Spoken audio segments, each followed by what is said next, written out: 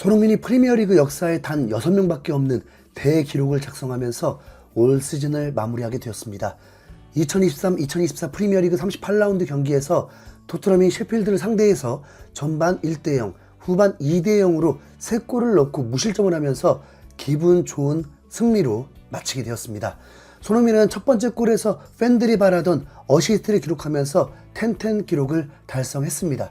전반 14분 반더벤이 왼쪽에서 커트를 하고 곧바로 연결하면서 기회를 잡았고, 메디슨의 투박한 원터치로 손흥민에게 연결되고 손흥민도 원터치로 키패스를 넣어주면서 클루세스키에게 찬스가 왔는데 각이 좁아 있었는데도 반대쪽 골대 모서리에 정확히 꽂아 넣으면서 득점에 성공했고, 이 골의 어시스트가 손흥민이었던 것입니다.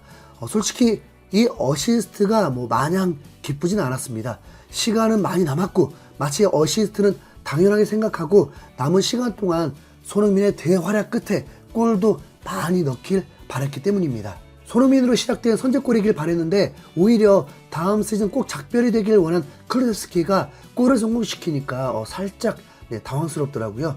당황은 사실 경기 시작부터였습니다.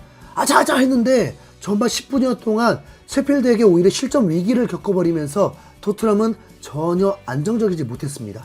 드라구신이 36급 헤딩으로 패스하려다가 볼을 뺏기게 됐고, 셰필드 공격수 레벨이 살짝만 높았어도 무조건 실점이었던 상황이었습니다. 손흥민 존에서 프리킥도 허용하고 전반 10분에는 미드필드 진영에서 패스 한 방에 열리면서 또 실점 위기였습니다. 와, 그 사이에 토트넘은 슈팅이 한 개도 없었죠. 이 경기는 일요일에서 월요일 넘어가는 자정 경기였습니다. 한국인에게는 매우 부담스러운 시간이죠. 이런 시간에 응원하는 팀의 경기력이 나빠버리면 정말 고통스러울 수밖에 없습니다. 다행히 토트넘은 14분 만에 골을 넣으면서 이제 시동을 걸었습니다. 셰필드는 리그 꼴찌팀이었습니다. 강등 확정에 실점은 프리미어리그가 창설된 이후 가장 많은 실점을 한 팀이었습니다. 부상자도 너무 많았다는데 꼭 그 문제 때문만은 아니었을 것입니다. 거의 경기장을 농구 수비하듯이 맨투맨 수비를 하면서 토트넘 선수들을 밀착 마크했는데 그게 통하면서도 탈압박 한 번이면 바로 균열이 생기면서 토트넘에게 기회가 생겼습니다. 전반 28분에 코너킥을 통해서 기회가 있었는데 세컨볼 상황에서 벤탄쿠르의 슈팅에 골대를 맞는 불운이 찾아왔고, 이어서 존슨이 손흥민에게 내준 볼을 슈팅을 하면서 골이다 하는 순간에 번개처럼 골키퍼가 막아내면서 18호 골이 날아가 버렸습니다. 토트넘의 경기력이 좋았던 건 전혀 아닙니다. 결국 개인 능력이 떨어지다 보니까 데인마크의 어려움을 겪었던 거죠. 존슨은 윙어로서 센스가 전혀 보이지 않고 직진 드리블만 할 수 있었고, 경기의 핵심일 수 있는 메디슨은 활동 반경만 넓게 한 채 투박한 볼터치와 패스미스, 코너킥도 전혀 날카롭지 못하고, 사르 또한 강도를 조절하지 못하는 어이없는 초강력 패스로 경기 흐름을 끊어버렸습니다. 이러니까 팬들이 제발 손흥민 좀 떠나라고 하는 거죠. 손흥민은 전반 45분에 메디슨의 길을 살려주기 위해서 또 이타적인 플레이를 하게 됩니다. 손흥민보다 뒤에 있던 메디슨에게 완벽하게 연결을 해줬는데 받아먹지 못하고 또 벽에다 때리면서 득점에 실패하고 말았습니다. 요르메다스 아스톤빌라전 4대0으로 이겼을 때 딱 한 골 넣고 부상 이탈 이후에 한 골도 못 넣었습니다. 아스톤빌라전 때 골도 그냥 냅다 달리다가 골대 앞에서 넣은 게 전부였죠. 솔직히 손흥민에게 불만도 있었습니다. 벤탄쿠르 헤딩 때 기회가 왔고 드리블을 하면서 슈팅 타이밍도 있었는데, 이럴 때 그냥 정건석과 같은 중거리 슛 한번 쏴줬으면 속이라도 후련할 텐데 손흥민은 또 동료를 살려주려고 했습니다. 참고로 손흥민은 올 시즌 중거리 슛골이 한 개도 없습니다. 손흥민은 전반전에 완벽한 윙어로서의 활약을 보여주었고, 평점도 골을 넣은 클루세스키와 0.2점 차이일 뿐 7점을 넘어 있었습니다. 토트넘은 슈팅 9개 중에 유효 슈팅이 5개가 나왔죠. 분명 추가골이 더 나왔어야 했는데, 그쵸? 토트넘은 셰필드 상대로 단 한 골 넣고 후반전을 맞이했습니다. 어떻게 경기를 봐야 하는지도 모르겠더라고요. 엔지 감독은 선수 변화 없이 그대로 경기를 진행했습니다. 이건 다음 시즌 선수들의 변화를 의식 안 할 수가 없죠. 로셀소, 힐, 호이베르, 에메르송이 어떻게 될까? 우선 마지막 경기니까 출전시킬 수도 있는 거고, 어차피 떠날 선수니까 출전을 안 시켜버릴 수도 있죠.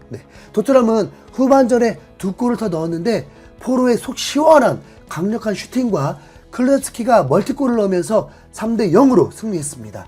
클루제프스키의 골에서는 손흥민이 거의 70% 해줬는데 아웃프런트 날카로운 패스가 메디슨에게 연결되면서 기점이 됐고, 메디슨도 벽에 걸리지 않고 컷백을 성공시키면서 득점을 했습니다. 손흥민의 이 패스는 아트라고 볼 수 있었죠. 그리고 손흥민이 스프린트를 하면서 기회를 얻었는데 어느새 동료들 움직임을 알아채고 존슨에게 떠먹여주는 패스를 보냈는데 1.5m 앞에서 공중으로 날려버렸습니다. 네, 그게 바로 존슨이었죠. 존슨은 쥐구멍이라도 숨고 싶은 듯 얼굴을 가리고 있었고, 카메라는 곧바로 손흥민에게 비춰주는데 손흥민은 거의 이미 해탈을 한 듯 보였습니다. 이후에 손흥민의 경기는 마무리가 되었습니다. 엔지 감독이 손흥민이 이해해줄 거란 판단이겠죠. 유망주들을 투입시켰습니다. 경기 중에 호이베르, 에메르송이 투입이 됐는데 모르긴 몰라도 호이베르는 떠나려고 하는 이적설이 많이 나왔으니까 떠나겠죠. 네. 에메르송은 너무 애매해서 모르겠습니다. 네. 이 경기에서 토트넘 원정 팬들은 경기 중에 한 번씩 비춰줬는데 그때마다 토트넘이 챔스 진출하고 뭐라도 우승이라도 한 듯이 기뻐했는데, 알고 보니 그 이유가 있었습니다. 맨시티가 골을 넣을 때마다 아스날 우승 실패에 대한 확신 때문에 기뻐했던 것입니다. 토트넘 경기는 안중에도 없는 듯 보였습니다. 네. 유로파 리그는 6위, 7위, 8위인 첼시, 뉴캐슬, 맨유가 모두 승리를 해버리면서 맨유가 역사상 처음으로 8위로 시즌을 마치는 광경을 보게 되었습니다. 첼시의 길을 가는 걸까요? 네. 우선 맨시티와의 FA컵 대결에서 우승하게 되면 첼시가 컨퍼런스 리그를 가고 맨유가 유로파 리그를 가면서 솔직히 더 부럽게 되는 건 맞습니다. 우승, 손흥민 우승컵 하나 보고 싶은 마음에 간절히 응원하는데 멀게만 느껴지네요.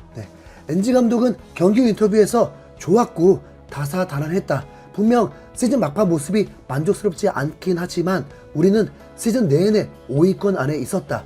지난 시즌 순위는 8위였고 큰 변화가 있었다.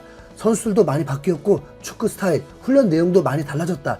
그런 상황에서 이 수준을 유지하기 쉽지 않다. 힘든 시기에서도 대부분의 영역에서 경쟁력을 유지했다. 나는 감독에게 요구되는 최선의 노력을 기울였다고 생각한다. 일반적으로 보이는 모습과 달리 나는 매 순간을 좋아했다. PL에서 직전 시즌 좋지 않았던 팀을 맡아 이끄는 것은 큰 도전이었다.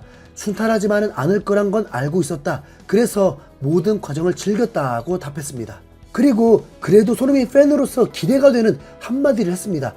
내 야망은 상당히 크다. 그 목표에 도달할 때까진 너무 많이 웃지 않으려고 한다. 앞서 말했듯이 나는 최고의 노력을 들이부었고 관계된 다른 모든 사람들도 그랬다. 계속 밀어붙일 수 있길 기대한다. 네. 만약 엔지 감독을 신뢰를 해버린다면 이건 정말 든든한 말이 되겠죠. 야망이 뭐겠습니까? 우승 말고 없습니다. 현실은 카라바오컵, 유로파리그 우승도 힘들 수 있지만 엔지 감독에겐 리그 우승, 챔스 우승 같은 원대한 목표가 있다고 느껴졌습니다. 이건 그동안 무리뉴 감독 외에는 우승에 대한 야망을 드러낸 감독이 없었죠. 엔지 감독이 그 야망을 미치도록 쫓고 레비와 싸우길 응원하겠습니다. 이전 감독은 선수들의 사기를 떨어뜨리는 별말을 다 했지만 엔지 감독은 선수들에게 동기부여를 확실히 줄 수 있을 듯 합니다. 손흥민은 내년이 더 기대된다면서 한국 팬들에게 고맙다는 말을 전했는데, 우선 큰 부상 없었던 거 고맙고 한계를 뛰어넘는 캡틴의 부담감, 살인적인 스케줄, 풀타임급 출전 시간으로 프리미어리그 역대 6번째 텐텐 기록을 세우면서 다음 시즌을 더 기대케 해주기까지 하니 고맙습니다. 손흥민 시대는 끝나지 않았습니다. 다음 컨텐츠로 돌아오겠습니다. 감사합니다.